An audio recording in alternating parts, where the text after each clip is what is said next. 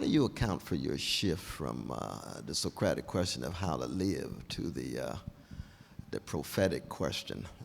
And that, you get it in Amos, you get it in Jesus, you get it in Muhammad, you get it in Martin King, you get it in Rabbi Abraham Joshua Heschel, you get it in Malcolm X as a prophetic Islamic brother. How to love. If you really love these people who are hated, despised, then you're going to be over against. It could be black folk, it can be indigenous peoples, women, gay brothers, lesbian sisters, workers, or whatever. If you really love these folk and make them a priority, you better get ready for a cross. Because the empire going to come down on you in some way or another. Character assassination, literal assassination, whatever it is. And that's true in our own lives, on the job and so forth and so on. It may not be bullets, but it might be symbolic ones. It might be metaphoric ones in that sense. And that's that. I can feel that kind of intellectual passion in your text, that passion transformed that you begin early on talking about Rousseau. And Rousseau says he's got to allude to art as a way of constituting a public, not a constituency. That's consumer talk. A public, that's citizen talk, right? That's democracy. We hardly even have a public these days. We hardly know what a public is. We just have classes of special interest and constituencies. Where is the public? Corporate media? Please. And I'm not just talking about Fox News, MSNBC. That's the Obama line, right? That's ideologically shot through too. No serious, and they both have a bipartisan consensus on no talk about a prison industrial complex, no talk about drones, no talk about poverty, no talk about oligarchy, no talk about plutocracy. In that sense, Ed Schultz and Sean Hannity, very similar. I like Brother Ed more politically, but they're still inscribed within oligarchic rule. One's conservative, one's neoliberal. Where's the public? Where's the poor children in the discourse? Where are workers? Where are the poverty-ridden widows and so forth and so on, you see? And that's the kind of Socratic energy, what I'm calling critical engagement, that I love about your work. But still, that's at the political level, because you got a philosophical level, you got a religious level, then you got the political level, and they're moving in a wonderful kind of way. True, not just in this text, but in the text as a whole. It's a rich kind of musicality, a jazz-like sensibility that I like. Well, thank you. I guess you're more sympathetic to the Socratic moment in a way than I am. Let me give you an example here. I think, to allude to the title of this exhibition, the transition to Christianity is a very strange, perhaps the most difficult thing to explain, right? Historically. How does this happen? Yes. How does a pagan imperial culture with a very sophisticated philosophical set of structures which find expression in people like Seneca and Cicero, and which feed on the various schools that were set up in Athens, how does that become Christian? I mean, it's completely bewildering. But in relationship to a figure like Socrates, when I read a text like the Phaedo, which is the fourth of the dialogues that Plato dedicates to the trial and execution of Socrates, I see someone who wants to die in his own way, in his own time. They say to him, you don't need to take the poison straight away. You could wait until later in the evening. He says, no, I want to take it now. Right?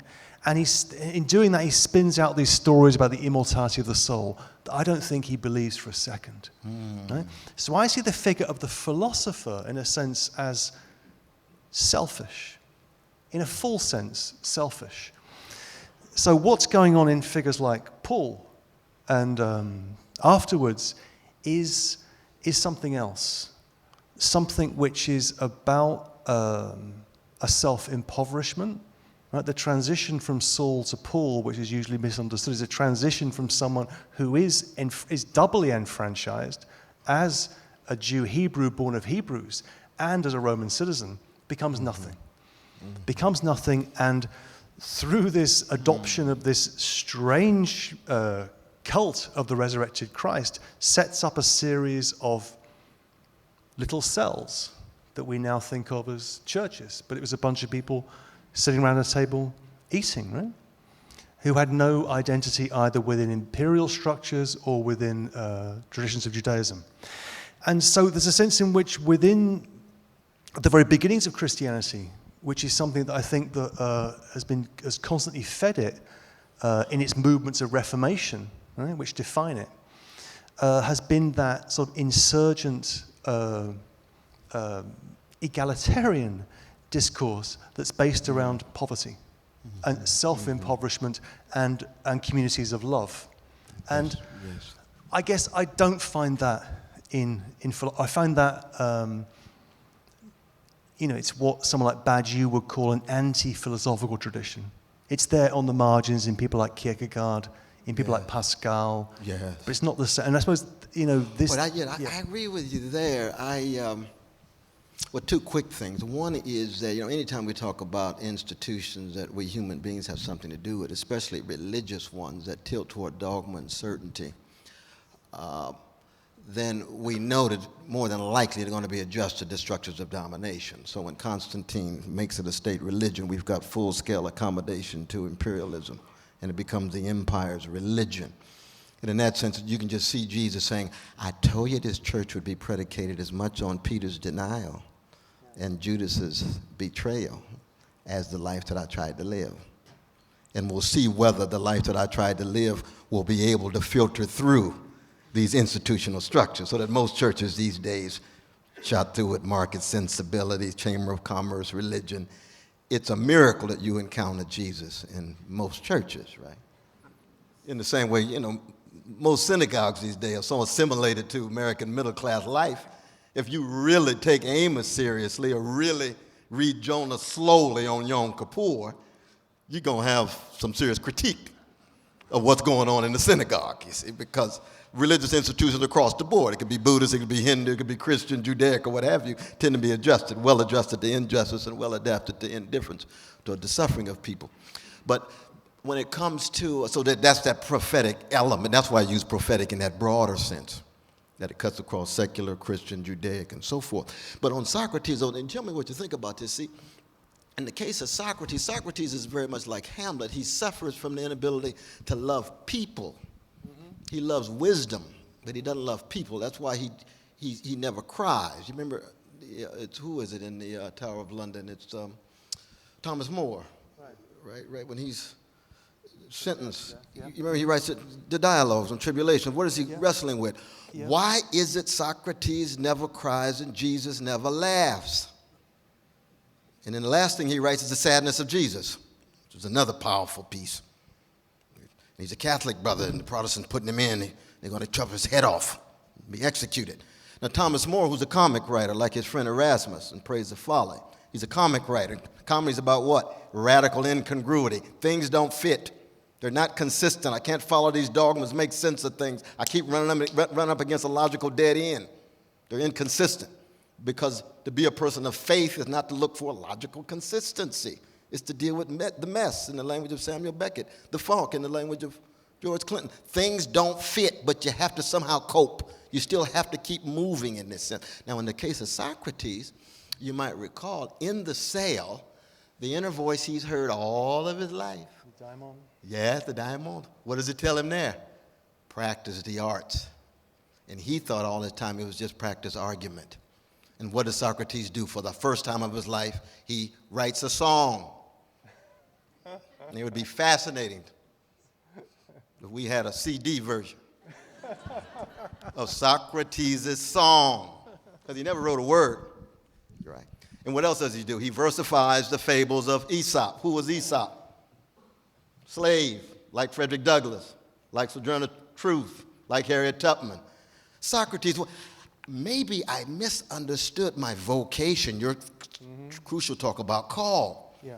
And there's no call without recall. There's no vocation without invocation.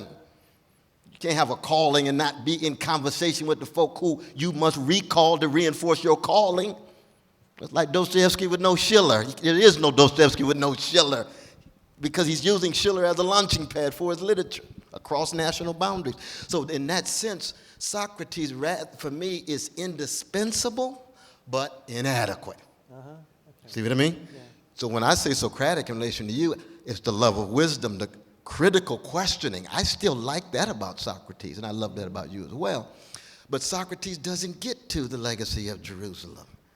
He doesn't learn how to love thy neighbor. And he certainly doesn't learn how to love his enemy as a human being. He's always referring to his own principles, and so forth and so on. Nothing wrong with principles, but in the end, life is not about self-mastery as it was for Socrates. It is about tears.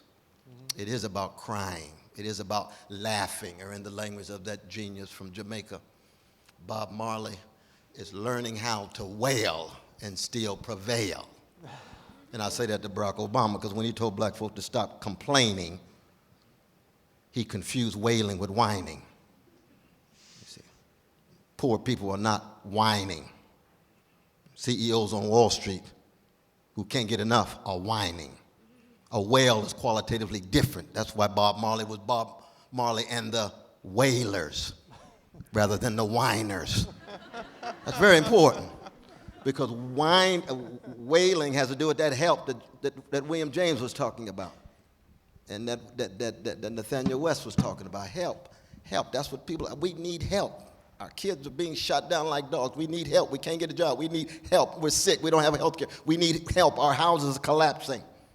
Well, who's going to come to the help? You need to help yourself. Yes, we're going to organize and mobilize. That's right. Against the powers that be, because they have been helping themselves mightily for a long time. Sometimes with very little principle. Sometimes immorally, and so forth and so on. But so I'm not sure we're disagreeing on this, on Socrates in that regard. Yeah. Well, thank you, Cornel. It's been a great pleasure. Absolutely, absolutely.